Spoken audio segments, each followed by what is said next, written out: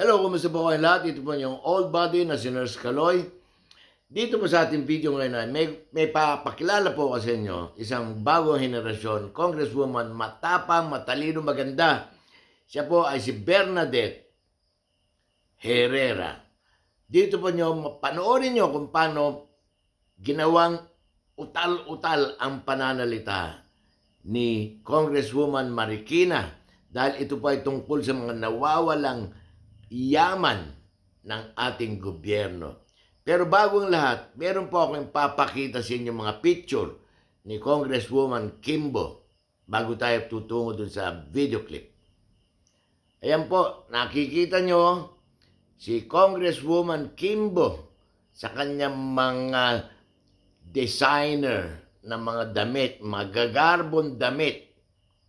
Ngayon po, lalabas po ngayon ang pagtatanong ni Congresswoman Bernadette Herrera at dito nyo po matutunghayan at sa kanyang mga tanong ay malalaman natin kung saan napupunta ang pera ng aking... Edi i-upload na lang palagi yung video. Ito po, ABC. panorin po natin.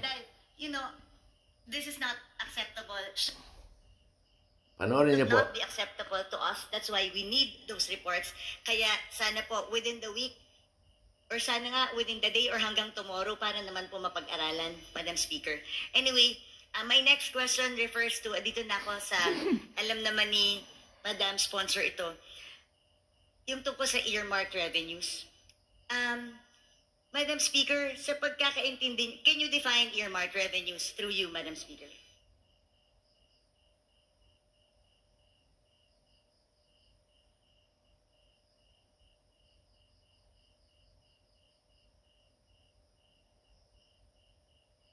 Earmarked revenues, Madam Speaker, are identified revenues required by law to be used for designated activities, benefits, or purposes which can be either classified as use of income or special account in the general fund or SAGF.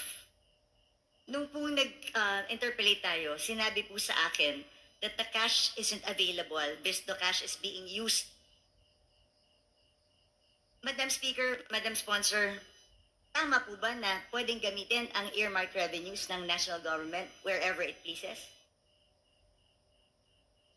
Yun ang practice po ng natin.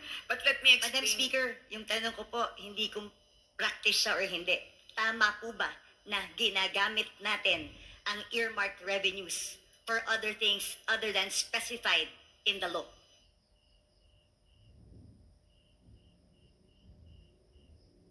Madam Speaker, if I may be allowed, Yes.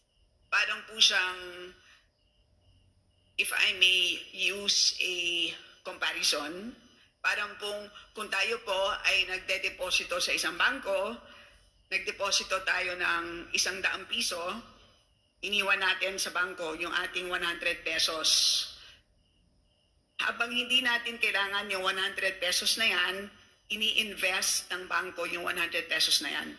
But at any point in time that we demand 100 pesos plus the interest, dapat ibibigay sa atin ng bangko yung pera natin. At any point in time that we want it, it must be available. So ganun po ang konsepto ng earmarked revenues. Congress earmarks a certain portion, kinokolekta ng ahensya ang revenue, dinedeposito sa treasurer, habang hindi ginagamit ang cash, gagamitin muna ang cash sa pagpapatakbo ng buong government kasi po ang pangongolekta ng buwis hindi naman po January 1.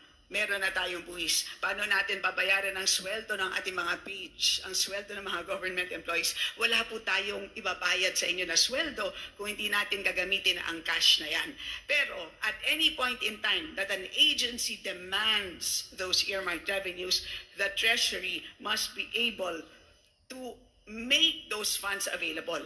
Ganyan po ang ibig sabihin ng earmarked revenues. Madam Speaker, saan po nakasulat na ganun ang ibig sabihin ng earmark revenues?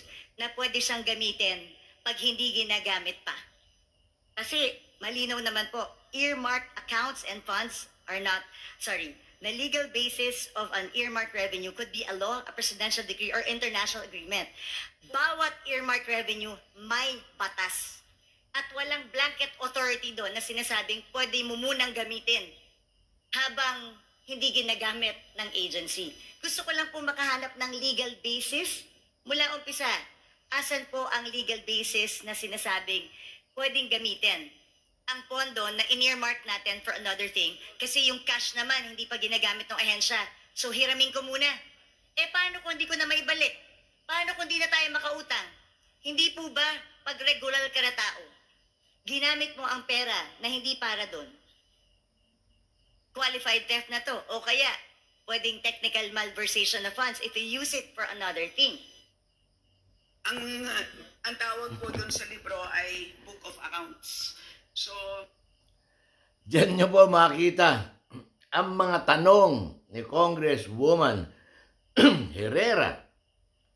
Nangangapa po ng sagot itong si Miss Kimbo. Nasukol po siya. Siya po kasi ang chairperson ng committee na yon tungkol sa mga pera. Sa tanong sa kanya, siya po ay nangangapa, nauutal. At sabi nga ni Senator Rapi Tulfo, nangangatog. Yun lang po. At sana po, itong si Congresswoman Herrera, pagpatuloy niya po ang paglaban, pagtabla sa mga congressman na mga kurakot dyan sa Senado at saka sa Kongreso. Yun lang po. Maraming salamat at mabuhay po kayo, Congresswoman Herrera, na saan in the future maging senator na kayo. Maraming salamat po. And do please subscribe.